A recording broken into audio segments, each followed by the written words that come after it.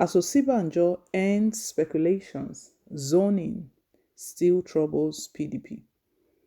It was actually not news in the first place, as the vice president had been putting structures in place for his campaign, as different groups have been operating for months, campaigning and asking for him to run.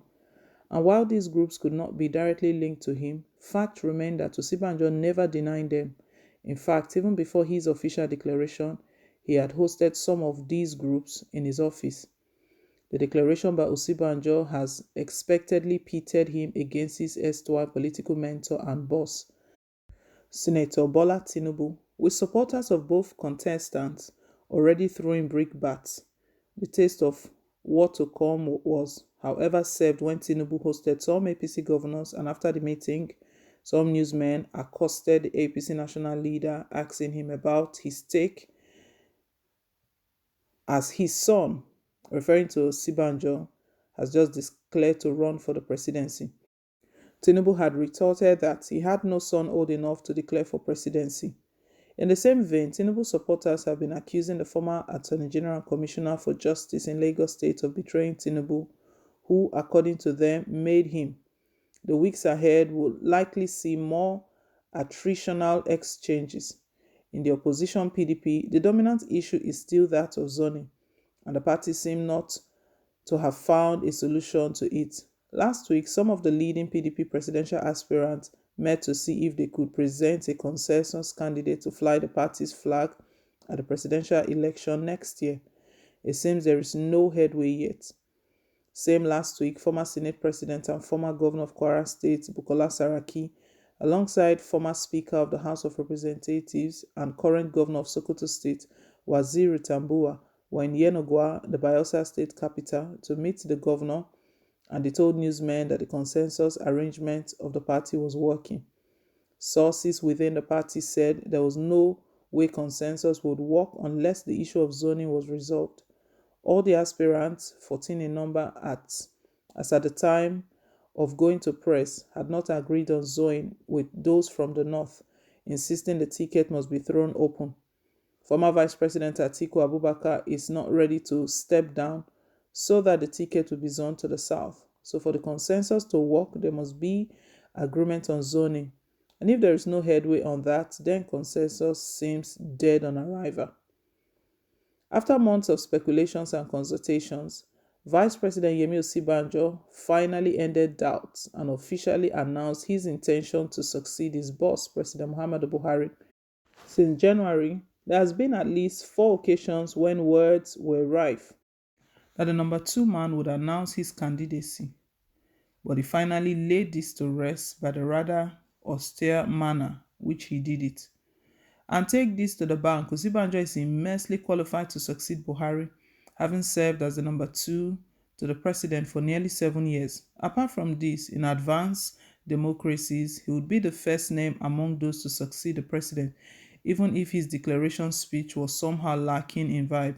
In fact, he should have the first right of refusal, but not in Nigeria. In fact, many, especially those sympathetic to the strong man of Lagos politics and former governor of the state, Senator Bola Tinubu, believed he should not even run at all. To them, he betrays his former boss. And the man they believed facilitated his emergence as the running mate to Buhari in 2015. Sources have, however, told this day that contrary to words making the rounds, Tinubu did not in any way see to the emergence of Osinbajo as the vice president. While this is subject of discussion for another day, the reaction from the camp of Tinubu has been roundly condemned as being unnecessary, cheap, timid, defeatist, and unfairly critical of vice president.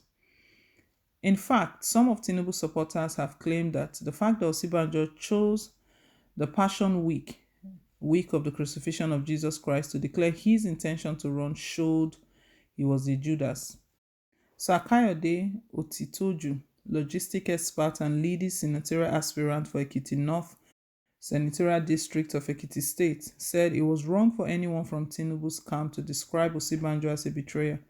He said this is a democratic contest whereby everyone was free to try his or her luck. Sources close to the vice president told this day that there is a standing instruction from the vice president that None of his aides should attack Tinubu. While that is good, but that is limited to his aides, there are those who would take it as a proxy war, and that is why the days ahead promise to be interesting. When the man behind the Lagos for Lagos movement opted to square up against the APC juggernaut in Lagos, many might have thought he was crazy for daring to challenge the political juggernaut called Asewaju Bola Tinubu. For Dr. Abdulaziz Olajide Adedinra, the determination seems to be out of his words. For over 6 years, Adedinra battled within the Lagos APC, challenging the political establishment within the party and questioning why members could not have an ambition and pursue such without waiting for green lights from Tinubu before doing that. Speaking to This Day last week, Adedinra said he was not just trying to challenge the status quo in Lagos, but had already done so.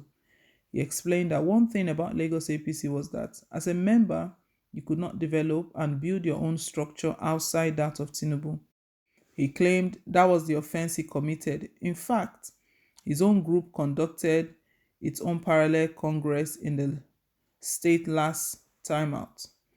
Though, as expected, officials that emerged from that congress were not recognized by the national secretariat of the party, but Adedinra believed a point had been made. We're not just trying to challenge the status quo, we've already challenged it. What we're trying to do is upsetting the status quo and starting early.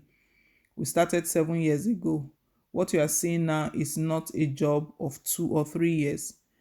We have taken the battle to the stronghold of the status quo, which is the grassroots. They would have expected a young man like me to go and be struggling it out with them on the social media. But because we know the nitty-gritty of this game, and that until there is an implosion within their stronghold, which is the grassroots, there's nothing we can do in upsetting the status quo. Having achieved that and knowing that the base is weakened, the next thing for us is to move to such where we know that if we combine forces together, we can take the state from them. This is why we chose the PDP. Adedinra told This Day, admitting that he was aware that it is structures that win elections. When he announced his defection to the PDP earlier in the year, Adedinra caused not a small stir when about 5, 7, and 2 former PDP governors graced the occasion. These include Governor Nyesom Wike of Rivers State, Governor Ugwuanyi of Enugu State, Governor Ikpezu of Abia State, and Governor Seyi Makinde of Oyo State, whom he said was our leader in the Southwest. There were also Governor Diri of Bayelsa State and Governor Emmanuel Udom of Akwa Ibom. The 2 former governors were Peter Obi from Anambra and Olusegun Mimiko from Ondo. Asked how I was able to pull this off, Adedinra said he did because those political heavyweights believed he was serious.